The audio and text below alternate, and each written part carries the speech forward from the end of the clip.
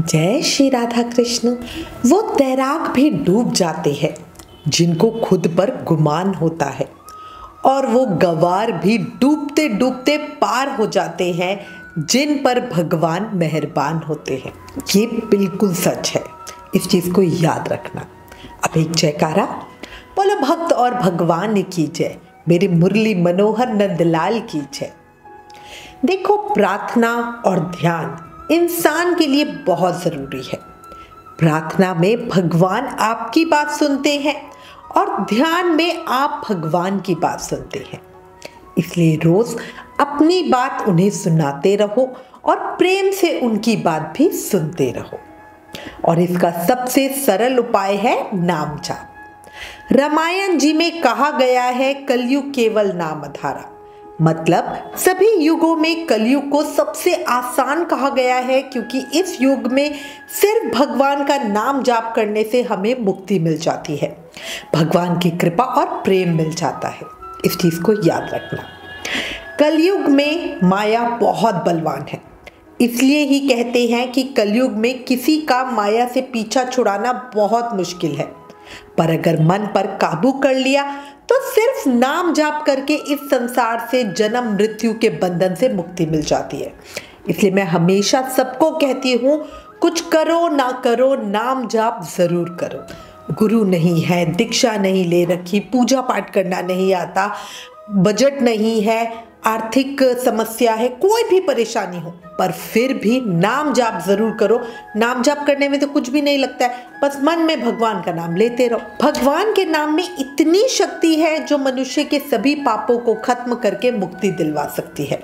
और इसका प्रमाण हमें चंद्रमणि गणिका और अजमल की जीवन कथा से पता चलता है।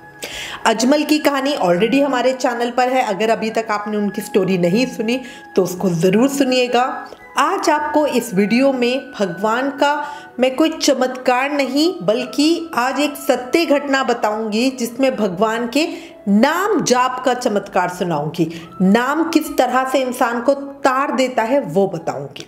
आज इस वीडियो में आपको भक्त चंद्रमणि गणिका, जो एक वैश्या थी, उसकी जीवन प्रसंग बताती हूँ। कैसे वो वैश्या से भक्त कही जाने लगी, कैसे वो भगवान की आंखों की पुतली बनी, ऐसा क्या हुआ जो वो भव सागर से तर गई, इतने पाप करने के बाद भी उसे मोक्ष मिल गया, ऐसा क्या हुआ। पिंगला नाम की गणिका यानी एक पापी वैश्या थी, जिसने नाम जाप का अभ्यास करके भगवान की प्राप्ति कर ली। गणिका वैश्य ने बार बार भगवान का नाम बोलकर भगवान को ही पा लिया। सोचो, जिसका सारा जीवन भोग विलास पाप में गया, उसने वो पा लिया जिसको सब पाने के लिए इतने उत्सुक रहते हैं, या बहुतों के लिए तो ये असंभव ही है ना। ये सब हुआ सिर्फ नाम जाप की वजह से। भगवान के नाम में इतनी शक्ति है कि पत्थर भी पानी में तैरते हैं। गणिका ने पूरा जीवन बुरे कर्म किए, सपने में भी कभी भजन या कोई अच्छा काम नहीं किया। अगर कोई उसे कहता अच्छे कर्म करो तो वो उसका मजाक उड़ाती। अब उनके जीवन की घटना प्रसंग बताती हूँ। किसी नगर में एक पिंगला नाम की गणिका यानी वैश्या थी। किसी किसी कथा में उनका नाम हमें चंद्रमणि भी मिलता है, पर उस समय में जो स्त्रियां देह व्यापार के कार्य में होती थी उन्हें गणिका कहा जाता था। ये गणिका बहुत खूबसूरत थी। रोज उसके दरवाजे पर हवस के पुजारियों का तांता लगा रहता था। शाम के समय दिया जलाते ही वो साज श्रृंगार करके बैठ जाती, लोगों को अपनी ओर आकर्षित करने के लिए। उस गणिका को अपने कार्य में कोई घिन नहीं आती थी, बल्कि उसे अपने इस कार्य में आनंद आता था। वो अपने इस काम को बड़ी बेशर्मी से करती और खूब धन जमा करती। वो इन सब कामों से अपने पाप की गठरी को भरती जा रही थी, लेकिन समय सबकी बुद्धि ठिकाने लगा ही देता है। उम्र गुजरी, जवानी ढली और चेहरे पर झुर्री आने लगी।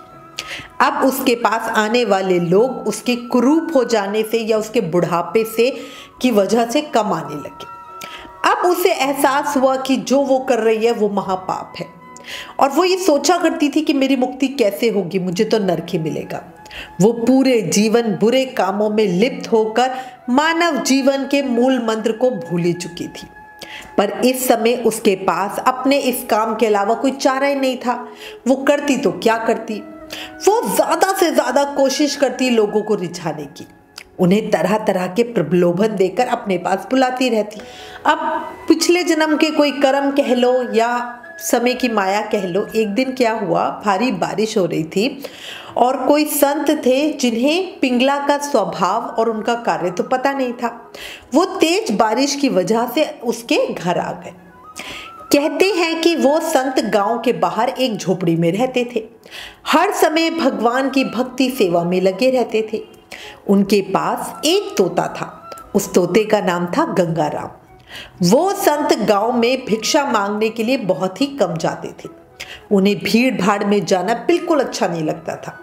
उन्हें तो बस शांति से अपनी कुटिया में, अपनी झोपड़ी में बैठकर भगवान का नाम जाप करना ही अच्छा लगता था।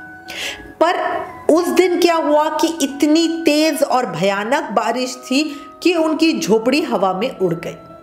रात का समय, भयानक बारिश और तेज हवा, इसलिए वो संत अपने तोते का पिंजरा और एक पोटली जिसमें कुछ कपड़े वगैरह थे वो लेकर मदद के लिए गांव की तरफ आए।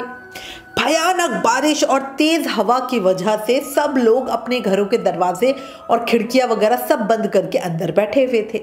उन संत ने कुछ लोगों का दरवाजा खटखटाया, पर शायद बाहर बारिश और हवा की तेज आवाज की वजह से वो संत की आवाज सुन ही नहीं पाए। संत बारिश में ही भीगते हुए पैदल चल रहे थे। तभी उन्हें गनिका का घर दिखा। वहां दिया जल रहा था और दरवाजा खुला हुआ था। अब वो संत भगवान का नाम लेकर अंदर चले गए। अंदर गनिका सज धज कर ग्राहक के आने का इंतजार कर रही थी। संत को देखकर गनिका ने सोचा चलो कोई तो आया। वो बड़े नाटकीय अंदाज में बोली, आओ मेरी आंखों में बैठो, मैं तुम्हारा ही रास्ता देख रही थी।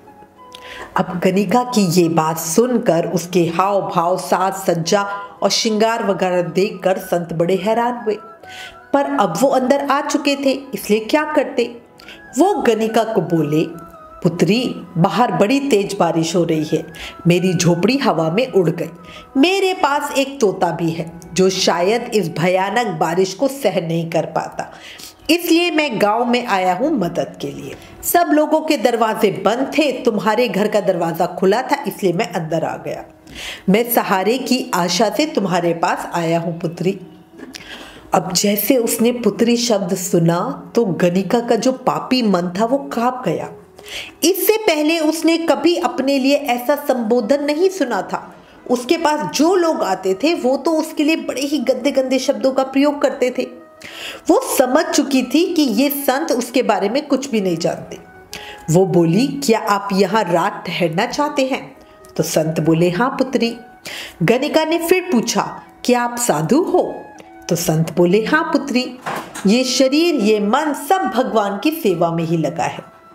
गनिका उन संत की बात बड़े ध्यान से सुन रही थी। उसे बहुत अच्छा भी लग रहा था। ये जीवन में पहली बार था जब कोई पुरुष उससे इतने सम्मान के साथ बात कर रहा था। उसे पहली बार संत सेवा का मौका मिल रहा था। उन संत को देखकर गनिका के मन का मैल कुछ हट सा गया। गनिका बोली, आप साधु हैं, भगवान के भक्त, हमारे पूजनीय, इसलिए आइए बैठिए और कृपया करके अपने गीले वस्त्र बदल लीजिए।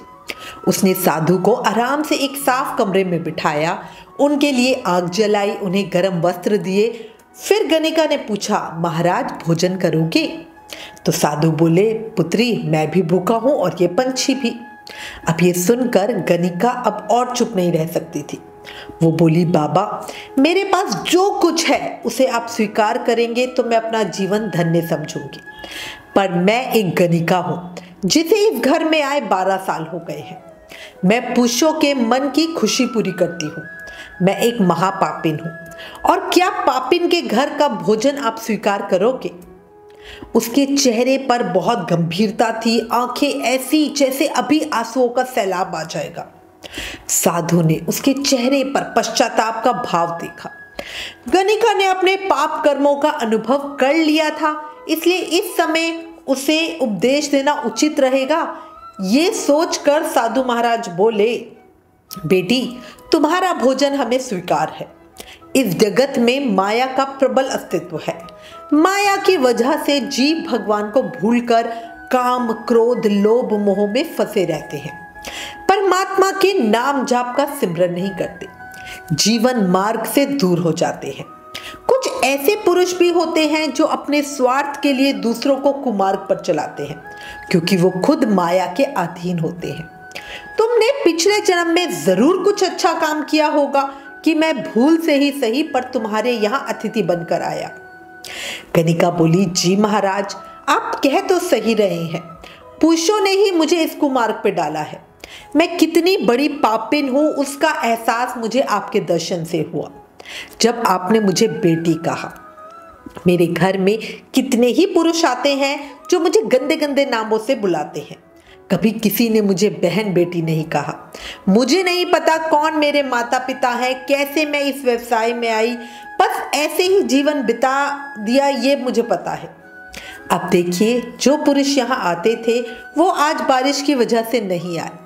और ये कह के गनिका फूट फूट कर रोने लगी। उसका शरीर और मन कांप रहा था। उसको ऐसा लग रहा था जैसे उसे एक महान पीड़ा हो रही है। उसको अपने आप में कुछ परिवर्तन सा भी महसूस हो रहा था। साधु बोले, बेटी, ये सब माया का ही जाल है। यहाँ हर जीव मतलब से ही तो जुड़ा है।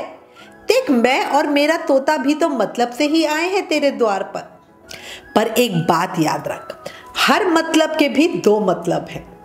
एक मायावादी मतलब और एक ईश्वरवादी मतलब।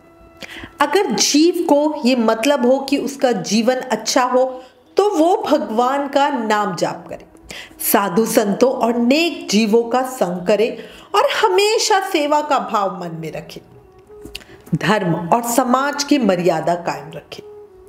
देख पुत्री, अगर तूने एक पति धारण किया होता, उसकी सेवा की होती, उसका तन मन की जरूरतें पूरी की होती तो तेरे बच्चे होते। बच्चे और पति के लिए पूजा पाठ करती तो सब तुझे देवी कहते। पर अब जब तू सबके तन मन की जरूरतें पूरी करती है तब सब तुझे उल्टा कहते हैं। इसलिए जीव को मर्यादा में रहना जरूरी है और ये समाज इसीलिए है। अब याद रख, जीव कर्म से जाना जाता है, शरीर से नहीं। जो हो गया वो हो गया, उसे बदला तो जा नहीं सकता, पर जो होने वाला है उसे अब तू बदल सकती है। याद रख, हर जीव के जीवन यापन का ध्यान भगवान स्वयं रखते। इसलिए ये मत सोच कि जीवन चलाने के लिए तुझे ये काम करना ही पड़ेगा। ये काम तू अपना जीवन चलाने के लिए नहीं करती, बल्कि जो जीवों में असीमित इच्छाएं होती हैं उनको पूरा करने के लिए करती है। जीवन यापन के लिए तो 2 सूखी रोटी और तन ढकने लायक कपड़ा बहुत है, जो भगवान हमारे लिए इंतजाम कर ही देते हैं। पर हम क्या चाहते हैं? जीव के अलग अलग स्वाद, अलग अलग तरह की चीजें, साज श्रृंगार, आभूषण, रेशमी वस्त्र, बढ़िया पलंग, जो सब माया के प्रपंच है। इसलिए पुत्री, अब जीवन बहुत बीत गया, थोड़ा सा ही बचा है, उसका प्रयोग कर। इन सब बुरे कर्मों को छोड़ और भगवान का आश्रय ले। अब ये सारी बात सुनकर गनिका बोली, पर बाबा जी, मुझे तो कुछ भी नहीं आता, मुझे तो कोई पूजा पाठ वगैरह कुछ करना नहीं आता। तो संत बोले, अच्छा ठीक है, तू एक काम कर ले, तू ये मेरा तोता गंगाराम अपने पास रख ले और उसे राम, ये बस 2 शब्द बोलना सिखा दे। गनिका बोली, बस बाबा, अगर मैंने इस तोते को राम बोलना सिखा दिया तो मैं बुरे कर्मों से आजाद हो जाऊंगी। संत बोले, हाँ बेटी। गनिका तो बड़ी खुश हो गई, बोली, ये तो बड़ा आसान है, ये तो मैं कर लूंगी बाबा। बाबा बोले, कर्म भूमि पर फल के लिए श्रम तो सभी को करना पड़ता है। भगवान सिर्फ लकीरें देता है, रंग तो हमें ही भरना पड़ता है। अब गनिका को कुछ संतुष्टि थी कि चलो अब मुझे कुछ और नहीं करना, बस तोते को तो मैं सिखाई दूंगी। बारिश 2 दिनों तक लगातार होती रही, बिना रुके, नॉन स्टॉप। गनिका के दरवाजे पे कोई नहीं आया। गनिका इन 2 दिनों से मन से साधु बाबा की सेवा करती रही, शुद्धता, पवित्रता का पूरा ध्यान रखा। हर बार रसोई बनाने से पहले नहाती, बाबा को पूजा अर्चना में कोई परेशानी ना हो उसका भी पूरा ध्यान रखती। बाबा की संगत ने उसका मन और जीवन बदल दिया। उसे अपने पापों का एहसास हो गया। इसलिए ही तो कहते हैं ना, जीवन में हमेशा साधु संतों का संग करो, वो आपको सही मार्ग पर लाकर भगवान के करीब पहुंचा ही देंगे। अब क्या हुआ, तीसरे दिन सुबह ही बारिश रुक गई, आसमान एकदम साफ हो गया, धूप निकल आई। संत बोले, पुत्री अब हम जाएंगे। गणिका सुनकर कुछ उदास हो गई। जीवन में पहली बार उसे किसी की सेवा का मौका मिला था। वो बोली, बाबा आप यहीं रुक जाओ ना, मैं अब कोई गलत काम नहीं करूंगी, बस आपकी सेवा करूंगी। संत बोले, ना बेटिया, यहाँ तो हम रह ना पाएंगे, हमारे लिए तो हमारी कुटिया ही भली। फिर अगर मैं यहाँ रहा तो जग निंदा होगी, और समाज में रहकर जग निंदा होना अच्छी बात नहीं है। और ये कह के साधु महाराज चले गए और अपना तोता वहीं छोड़ दिया। ये शायद उस गणिका के पिछले जन्मों के कुछ पुण्य कर्म ही थे, जो वो साधु बाबा उसके घर आए और उसका जीवन सुधरा। अब गणिका में समर्पण का भाव आ गया था और वो अपनी मुक्ति के लिए जी जान से जुट गई। सुबह सवेरे दिन रात आठों याम वो उस तोते को राम नाम बोलने को कहती थी। गंगा राम बोलो, राम बोलो, राम राम राम। वो उसके सामने रोती गिड़गिड़ाती, लेकिन तोता राम नाम नहीं बोला। सुबह से लेकर रात तक बस वो यही कहती रहती, बोलो राम राम राम राम राम राम राम राम राम राम राम राम राम राम।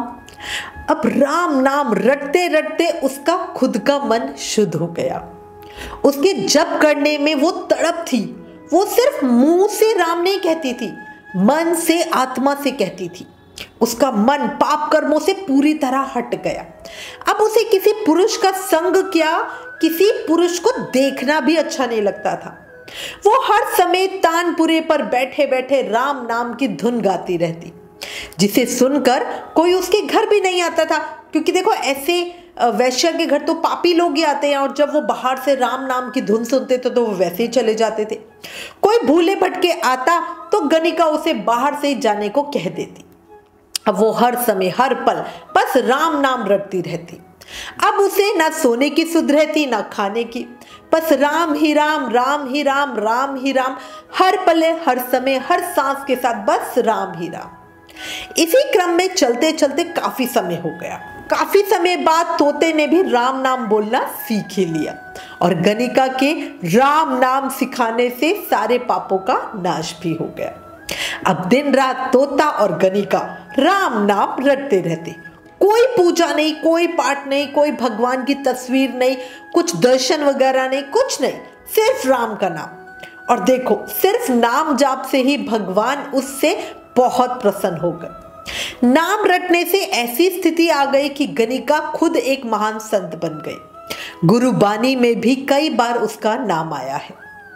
इस स्थिति में एक दिन गणिका का अंत समय भी आया, और जब वो प्राण छोड़ रही थी तब वो तोते को बोल रही थी, बोलो गंगा राम, राम राम राम। और तोता उसके साथ भी नाम जाप कर रहा था, राम राम राम, इस तरह बोल रहा था।